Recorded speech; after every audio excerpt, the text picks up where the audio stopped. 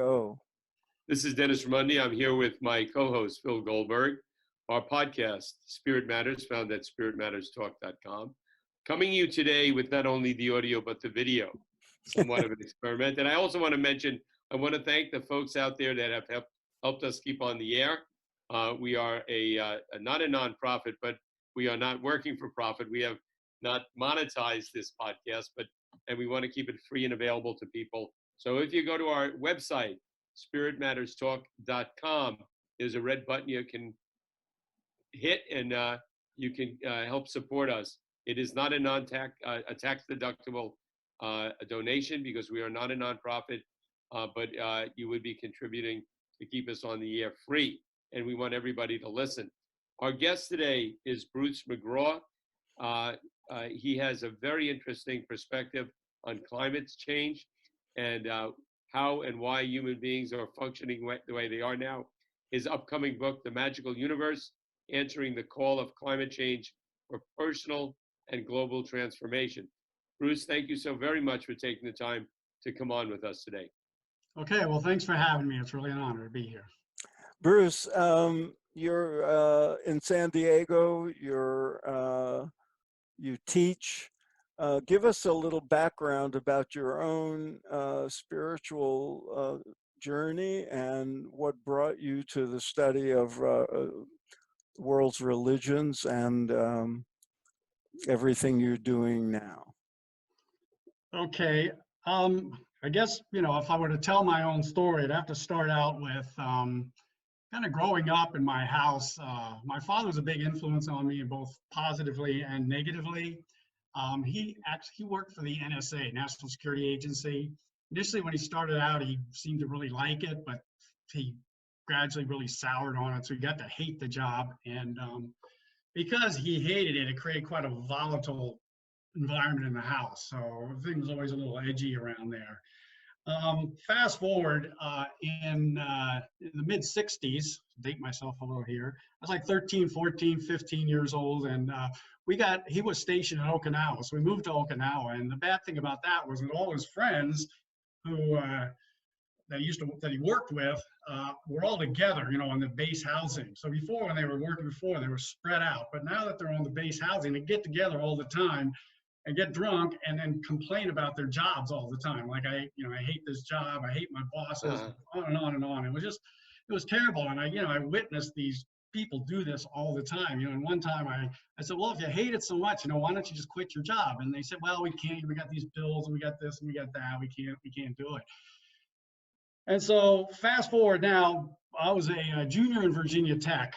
And I enjoyed my college career, and I was coming to the end of it. I was getting tired of school and the university, and I looked, and I was ready to get out of the school, but I realized, I had my senior year left, and I was going to go out in this world, and this world looked, I don't know what they told me, stuck in my head, and I couldn't really see any other alternative, and looked like, wow, I'm going to move into this terrible world.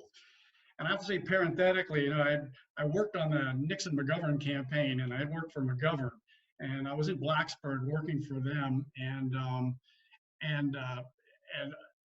was working the poll night, and as we were finishing up the poll night, I was looking forward to go home and watch the returns. Before I even got out of the building, somebody came over and said, you know what, Nixon, they already declared Nixon won. And I was like, oh my God, and it just kind of added to my depression. To me, that was an election between good and evil. And the evil won, and it just looked like everything was going down a hill, and I was going to go out in this world that was a mess. It looked like anything I could do. So I went into this pretty deep depression when I was in college, and one of the things that I was doing in the meantime was I took this course on Russian history from this professor I was thinking about. What was his name? I think his name was Wyszynski, and he was the best lecturer on Russian history. And before he wanted to talk about the Russian Revolution, he gave us like a 2 or 3 month little symposium on the history of socialism. And the thing that caught my eye about that was he got into Hegel and he got into Marx. And the big thing about those two, especially Hegel initially, was he showed that history and consciousness and whatnot were evolving in these stages. And I thought, wow, that is so interesting. That history, and it never dawned on me. I thought it was just this static thing that was always just this horrible thing. And just the intellectually just thinking that, it wasn't like this, it isn't always going to be like this. I don't know. It got into my head a little bit. So anyway, I was depressed. I wasn't doing much for a few weeks, and I had rented an apartment with a couple of friends off campus, and they were out doing things all the time, and I wasn't anymore. And then one of them came home early, I don't know, noon or something, I guess. Not noon, midnight, which was early at that time. And, he sat down. I think I was watching TV or something. And, he talked a little about what's going on with you. And I was explaining, some of this stuff. And I got into talking about what I was learning in this thing about Hegel and Marx and this flow of history. Well, he was a mechanical engineer. And he studied the physical sciences and physics and everything. And I started telling him certain things. It was a while ago, so I don't remember exactly what I was telling him. But he would say, oh, that's really interesting because we talked about this in the physics class. And then we're sort of connecting up. And then he added something, and I went, well, that's really interesting because, when we look at this, we're like this. So we kept bouncing back and forth these connections, really from kind of my social sciences to his more physical sciences. And he said something, and I don't know, my head like detonated. It just exploded. I had this like full blown on, I think, mystical, visionary, whatever you want to call it. And it just all came together. And it was such a big thing that it just took my depression and just threw it right out. I mean, it was just gone. And it was interesting because when I was thinking about it intellectually, the depression was still there. I couldn't get rid of it.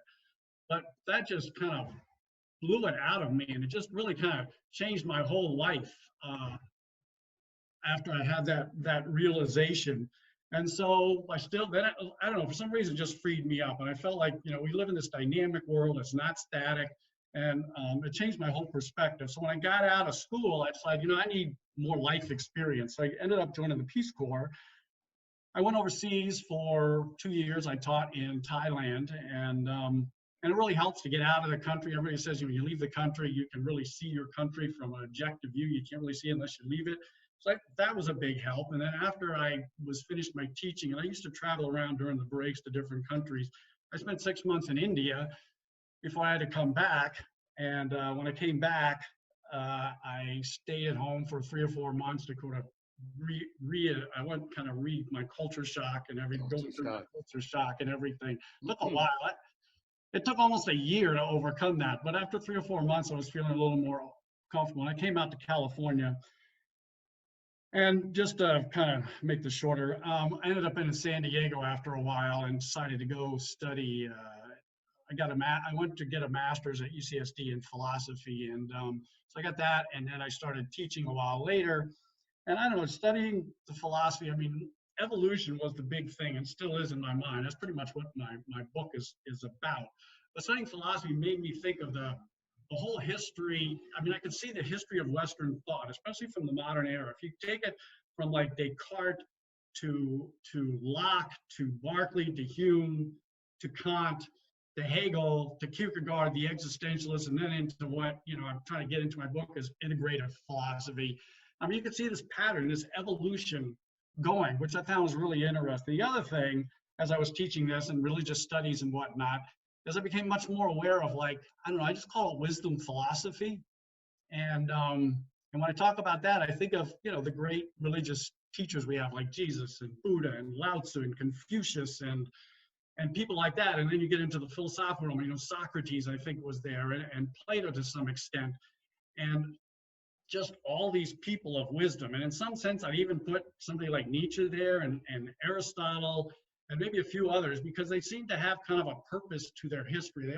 There seemed to be something going on, either evolution going on, either through consciousness or through the world. And so I began to see that there are threads between these wisdom teachers. Let me interrupt you for a second, because we have limited time and we want to get into certain areas. But so you go in this direction, and then what I'm curious about is how it goes. At what point do you start looking at what's happening to the environment? Because your focus has very much been recently on climate change. And you're seeing it not just in terms of, okay, we're using too much fossil fuel, but we're talking about the potential extinction of the great experiment with the great white apes, us, Right. human beings, and that we might go off a cliff and it might be over, Right. and which is very, dinosaurs disappeared, and they were around a lot longer than we were, so that can happen. And what I've read about you, and your first book was a new mythology, is that in order to really address this, our thinking has to change. So we have about 20 minutes left in it, and I want to break it up in some segments. But if you Okay. could just address that, and then Phil had something you wanted to add to that. But go ahead. Okay. Yeah. Well, I've always been politically involved off and on. I was always very much politically involved. I mean, that's maybe some of the reasons that the socialism course got into me. So I've been involved politically. And I don't know how long ago, but as I got more familiar with the climate change thing, and if you really face it, it's like looking at death when you look at climate change, because it's the end. And it's just getting worse and worse and worse now, to the point where I think, if they don't do something drastic these next 40 years, we're probably pretty much done. And I think for me, climate change is the message of the universe. I call it the universe, is the message of the universe to change or you're going to die. We have to make this evolution in our thinking and see things from a new perspective, a new integrative perspective. Otherwise, we're not going to make it. I don't know if I should go on or not. Well, but Bruce, you what my understanding, one of the things you've studied is the creation stories in different culture, and you say that their understanding of reality that different traditions have is rooted in, or at least has origins in a certain creation story, and you're saying we need a new creation story. Exactly. And so I'm curious how that fits in with this picture of evolutionary uh, stages of consciousness that you and other people have identified, and how that fits in. Well, I'll add the other piece later, but Yeah. Well, what let's do you do mean senior one by the segment new at a time. creation Yeah. story, and what is needed? Well, as you said, I think in pre-modern times, back to indigenous cultures and before that, the creation story for any culture was the basis of their worldview, because it connected people to the universe, to the big picture, to the whole creation of the universe, and through that, it gave them their purpose and told them who they are. It gave them a structure and a set of values, something to live by. It told them they were connected to something much bigger than themselves. And so science came along the scientific revolution, and basically told us, well, yeah, those creation stories are nice, but they're not really true. We know they're not true, and here's the real story, and it's the Big Bang story. And basically, the Big Bang story tells us that we're accidents of creation, that we shouldn't be here, and that the universe basically is meaningless and purposeless. It's just matter in a void. And so, we don't have a creation story. We don't have any kind of unifying thing. And I would say, on a subconscious level, that maybe really is our creation story. We don't feel this connection. We've lost this connection to, I guess, what we call the sacred. Um, and so we don't have this creation story to motivate us anymore. If anything, it tells us, we're temporary, meaningless beings, which, I think if you have that idea in your mind, you might as well, a life like that, I might as well just use up all the resources, have as much fun as I can now, because what difference does it make anyway? And so I think we need to reconnect to this deeper sacred part. So we need a new creation story, but this new creation story has to be a blend of the other two. So it has to be a blend of the older creation stories that gave us meaning and purpose, but also it's not like we want to get rid of the modern age, because all that knowledge is something important and we want to hang on to it. So we need to blend that in with the old creation stories. Let me ask you then, Bruce. For instance, in terms of the sacred side of it, we have the science, we have the sacred side. In our culture, much of that is the Judeo-Christian story, as myth or true story of what happened. And one of the problems in terms of climate change that I see from that is, in that story, the creator said, okay, this is the earth. These are the animals in the earth. They're here to serve mankind, personally, human beings. And I think that that's been twisted and turned in such a way that people feel comfortable taking advantage of, abusing those other living creatures and entities and things that exist in the world. And that's one of the reasons we have the crisis of climate change that we have, is because the myth or the story, the sacred story that went along with what we have now, our planet and our earth and our lives, uh, uh, did not respect the earth and everything else in it. Yeah, so I think when I say you want to take it, I think the stories themselves, I mean, they came from so long ago, most of them, that I don't think we should take any of them literally. Maybe we should take them symbolically and figuratively, but I don't think we should take them literally. The only thing I really want to take from them is the fact that they did connect people to something, and we've lost that connection that gave people meaning and purpose. And I think now we need a new creation story that embodies all the science, doesn't throw it out, but then brings in that meaning and purpose. And so my idea is this new creation story is basically underneath the whole thing is this inherent intelligence that is sort of unfolding itself. And in the new mythology, I sort of go through that by showing, at least my examples are, I go through what I call are like 26 miracles as on the evolutionary scale as we go from matter to life to consciousness, that goes through. And if you look at it, with an open enough mind, like as a thing, as for the first time, then you can sort of say, wow, that's really incredible. That happened, that happened, that happened. But most of the time, because a lot of us may know that story, so we don't really pay any attention. We go, oh, well, this happened, this happened, this happened. We don't look beneath the surface and say, really, if you were an outside observer watching these things happen, you would have never believed these things could have happened like that. It would be a shock. I mean, so I think I show these 26 miracles to kind of show where I think there is this intelligence in the universe that's sort of driving this thing, I guess. And it's different than intelligent design, because in intelligent design, the notion of the God is somebody outside. It's a dualistic worldview where God sort of creates this thing. Whereas mine is, I think, a more of an Eastern Buddhist thing, where the creation itself is the intelligence. The intelligence is in the creation, and it's sort of unfolding itself as it goes through the creation.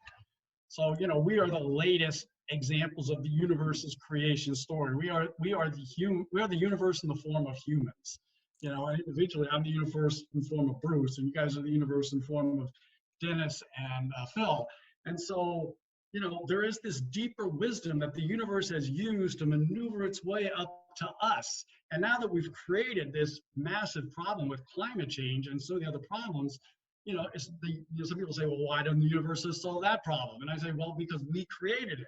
So now we have to tap into the universe's wisdom to find the answers to solve these problems.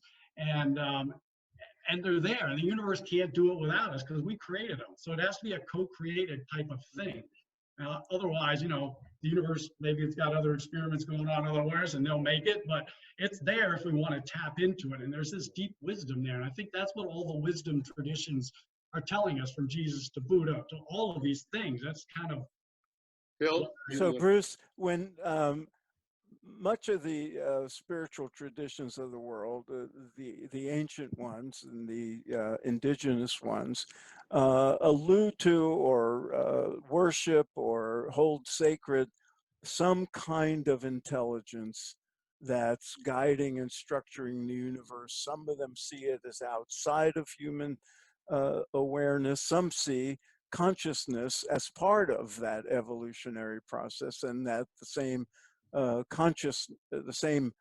intelligence that guides the material, what we think of as the material world, also is the human, the essence of human nature.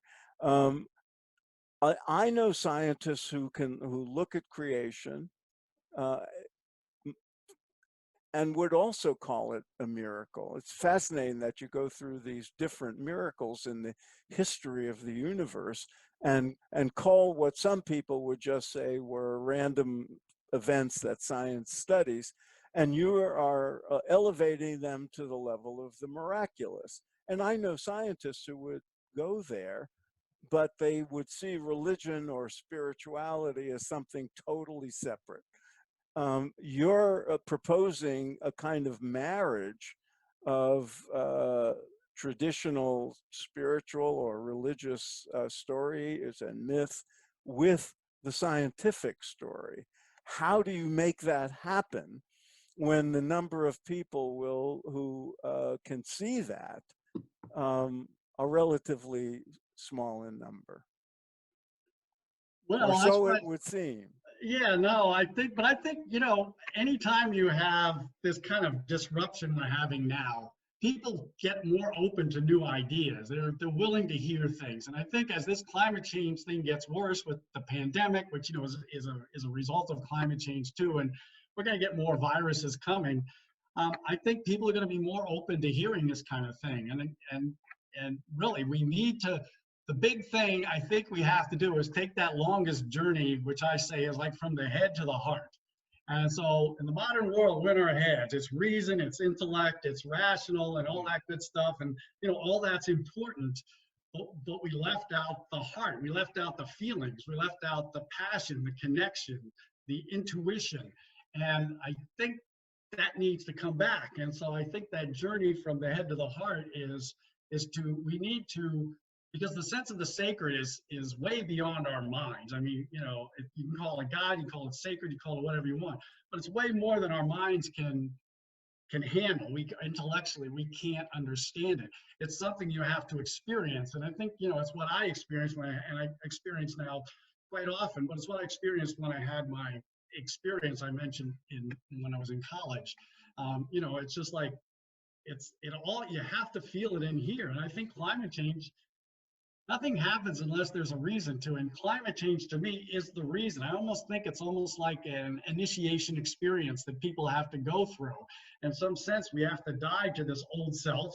Jesus said this, we have to die to our old self to be reborn to a new self. So I think, basically it's saying this ego that's running most of people's lives and creating so much of these problems, we've basically, when cataclysms and terrible things happen, it strips down all of our preconceived notions that we've been living on for a long time.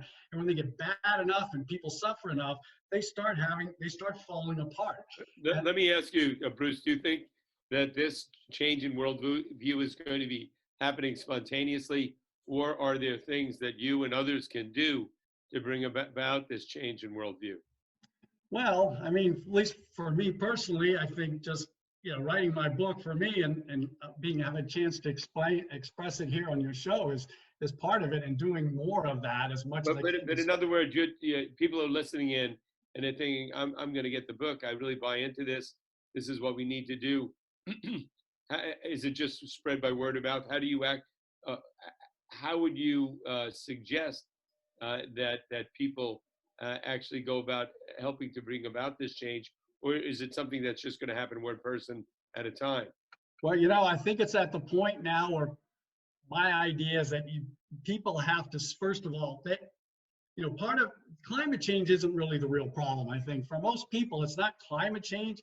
It's they don't want to deal with it because they don't like all the thoughts and feelings and whatever that comes up when they think about all the fears and insecurities and what can I do and all this stuff. So they just go, I don't want to deal with it. And so I think climate change is like this initiation experience where we have to go through that. And when we go through that, we go through all of our crap, which is sort of what you do in an initiation experience. And you break through, and hopefully you break through enough that you can hit that deeper reality that connects everything. And so my idea is when you're at that deeper reality, that's where you find out who you are and what you should do. Then you're plugged into the universe. So I don't think anybody's purpose is somebody else tells somebody else what they should do. People have to take that journey and see for themselves what is their unique contribution. And I think the pressure of these times can force some people to do that. And maybe it can open up their minds. And I think from my point of view of the magical universe, I think it gives people a more comfortable framework from which to look at climate change, to see it as, again, sort of part of this process. I mean, if you think about it, it's hard to think. I want to think about how could we not have been in this exact situation we are right now? And I think it's impossible. We have to be here because of who we are as human beings. It's Right. like, Bruce, here we By the are. way, we have 5 minutes. Phil, you're gonna yeah, wrap it up Bruce, with Bruce. Yeah. you tie in your history of the universe, so to speak, and the mythologies that go with them, with certain understandings of the development of consciousness.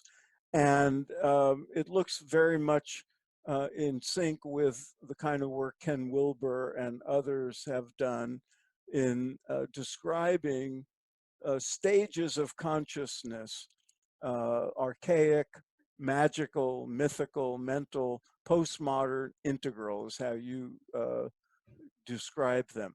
Right. So my understanding is this is not just a linear function of, you know, the history of human consciousness, but it's an ongoing one. So there are people in the world at all of these stages of consciousness. And if we're to believe the researchers, very few are in the more advanced stages of consciousness, let alone the integral stage, which would seem to be necessary to appreciate the full story you're trying to unfold. How would you propose lifting people from mythical and archaic stages of consciousness that resist, you know, all that you're calling for?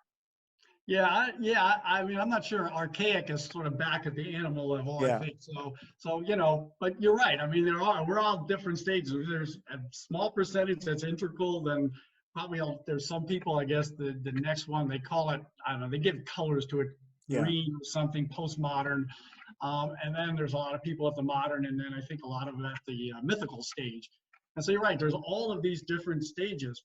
And, they say you don't need everybody to make a big change. You don't even need half the people. You just need a significant number, percentage. And it's just,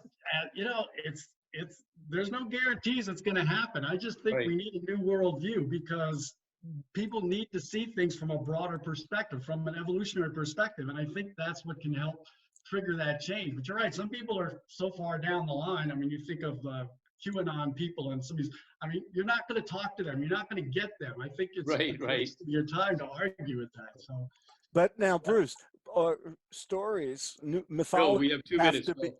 I got it. Yep. These stories have to be articulated and told and related, around the campfire and in books. Do you articulate what you see as the new story that has to be appreciated and grasped? yeah, I mean, I think, as some people have talked about, you can take some of these. I think, you could have rituals that tied into the new story that went through different important evolutionary stages. And so I think you could bring it in as myth. Myth can become ritual, and people can, reenact it. They used to, in the ancient times in Babylonia, they used to reenact their creation myth. Because they used to believe there was only 360 days a year, and then 5 days they would sort of reenact their creation myth, and where Tiamat, who got beat by Marduk, the god king, defeated her, so that imposed order. So for 5 days they had this disorder, like Tiamat's back. They have all this disorder. People can do whatever they want. They lose their identities and everything. Then after 5 days, Marduk comes back, they reenact the big battle, Marduk wins, order's restored. I mean, that kind of plugs them into their story. And, it happens, I guess, on a yearly basis. And so, something like that could get people to be aware of something bigger than themselves and see the universe. I mean, we're part of this 13.8 billion year story, and it's just about ready to come to an end. All that stuff, we're going to lose Jesus, all chapter. that stuff. So, yeah. Okay, so we'll look forward to an articulation of this and further research on your part and others, because somehow it has to be tied into the prevailing myths and stories that people hold dear to them, and integrated into what we know from science. So we'll refer everybody to your website and your two books, and we'll carry on from there. Okay, can I say one more thing? You know, Victor Hugo Yes, said there's nothing more powerful than an idea as time has come. I think this is the idea, and this is the power. This is the thing that can change everything. So I think this is the idea, and when it gets out there and hits some kind of critical mass, I think it can go. I mean, it's just Great. where it has to go. So thanks a sounds lot. good, Bruce. Hey, thank you. Look Thank forward you to having you for back on being the with show. us, and keep up the good work. We'll be in touch. Okay, thanks. Thanks for having me.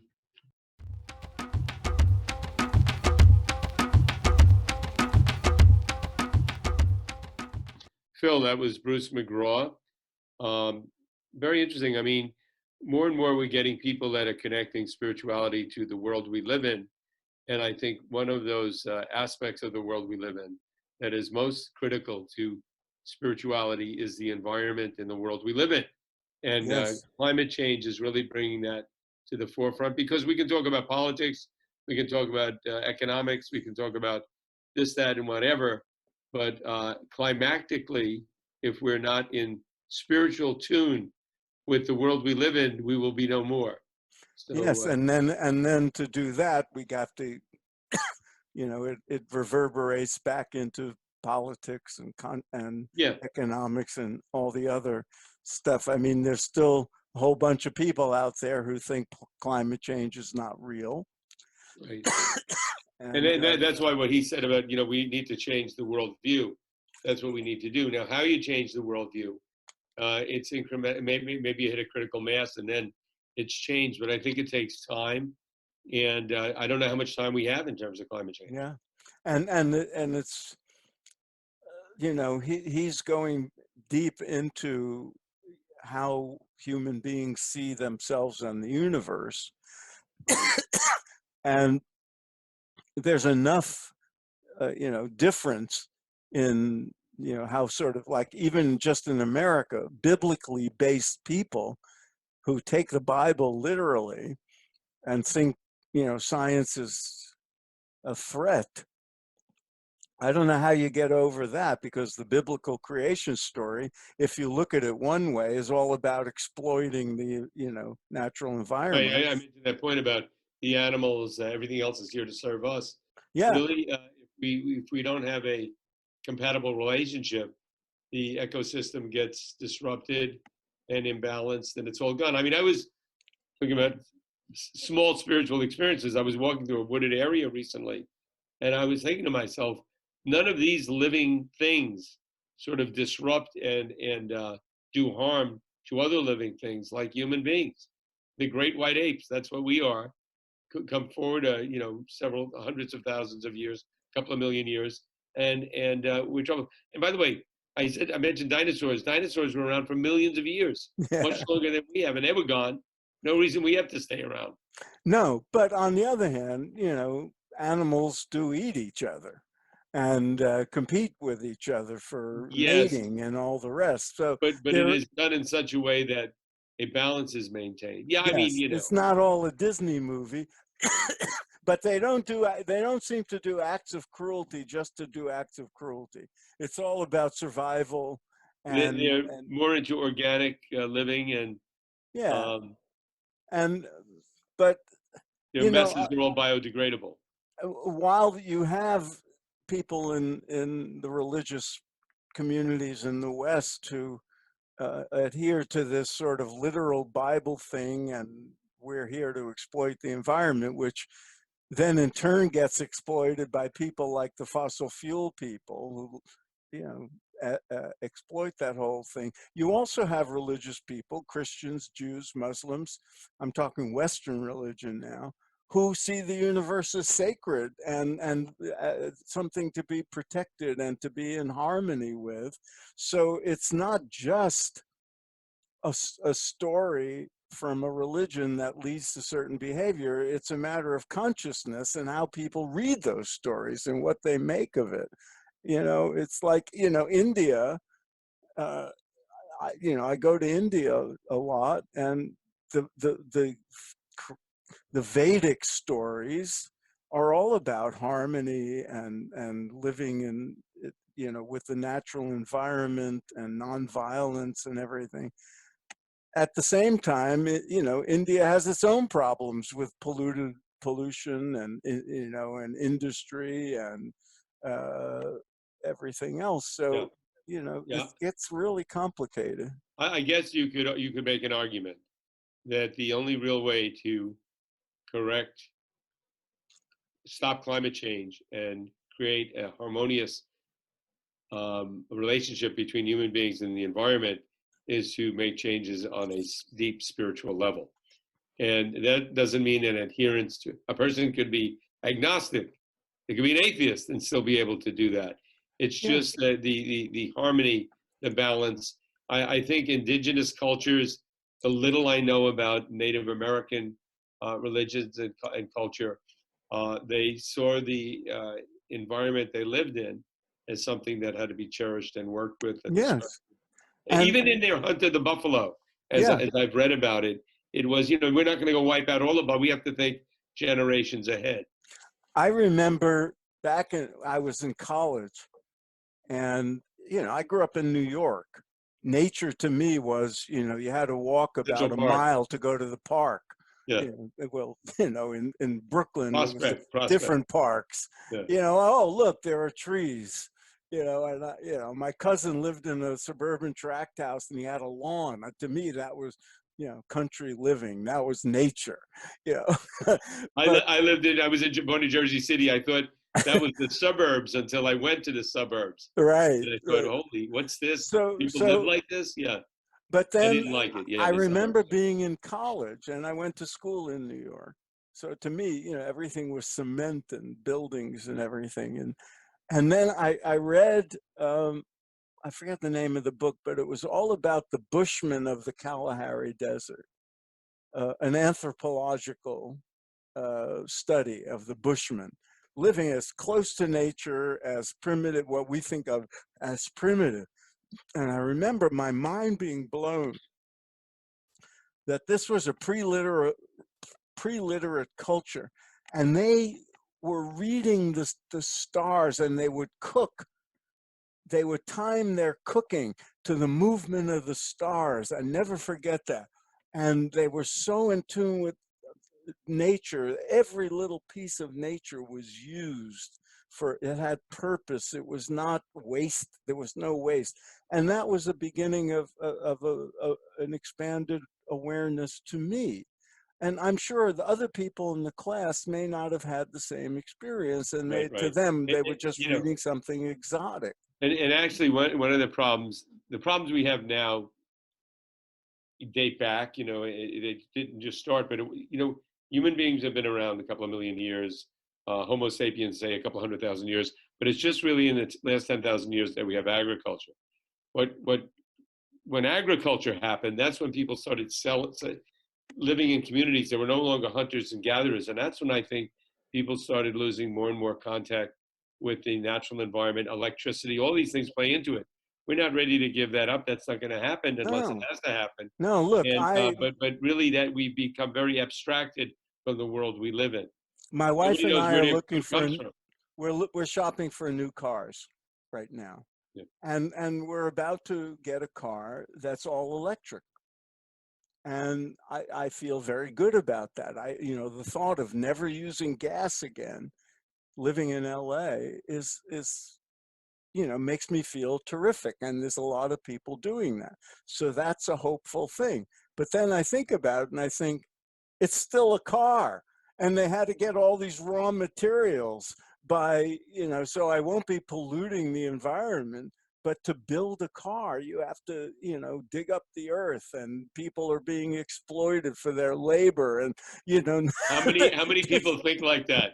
and Not I many. know, but I think of all the fossil fuel that went into a car that's not using fossil fuels. So, but So life Sounds gets like a very comedy routine at complicated, this point. and Yeah. we're not about to give it up.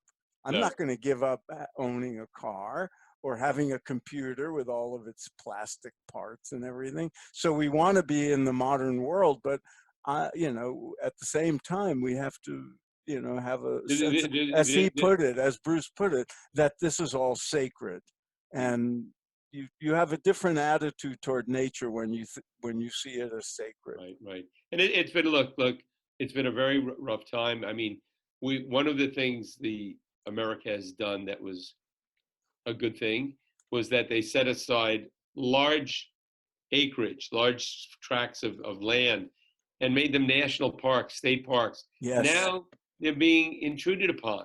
There are Yes. those folks that would like, oh, what do we need that for? We can pull more oil out of that. We can do developments and all. There has to be a deep spiritual recognition that Yeah. there's some value to that land and leaving it alone and Oh letting, man. you know, and it's just, and there are some people that absolutely don't get that, or they don't want to get that. And I that's know. frightening. I know. I just remember, you know, it's another sacred memory to me, getting out of New York for the first time and going out to driving across the country and seeing the vast, you know, the Rocky Mountains and Yosemite and all this. And it's precious. It's elevating to have access to that. Just, you know, going to a hiking trail, and you know, people just want to ride their mountain bikes or something. But anyway, we'll move on, Dennis. We will stay positive. The new year, this is being recorded just mid-December 2020, and more optimism for the new year, we hope, right? Yes, we do. This has been the craziest year in Of my all. memory, and you know, there's reason to be optimistic for the future, and we'll carry on with Spirit Matters into And the new a year. few last remarks. One is our archives, I don't know, pushing 280, 300 interviews. We have a lot there, totally free and available to you. But the reason they're free is because we're making them free, and we've come to the point where we want to stay on the air. We want to thank the people. There are people that have stepped up to the plate and sent in some money and supported us to keep us on the air.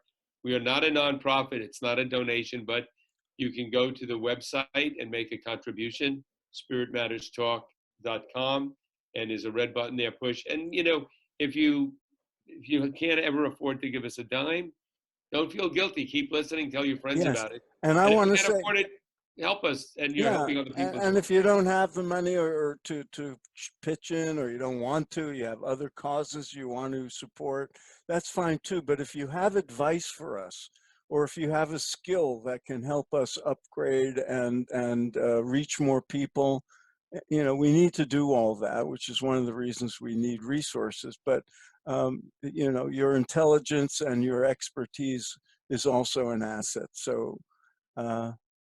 happy holidays. And Happy if you're holidays. listening to this after the holidays, happy new year. Well done. Okay, next time.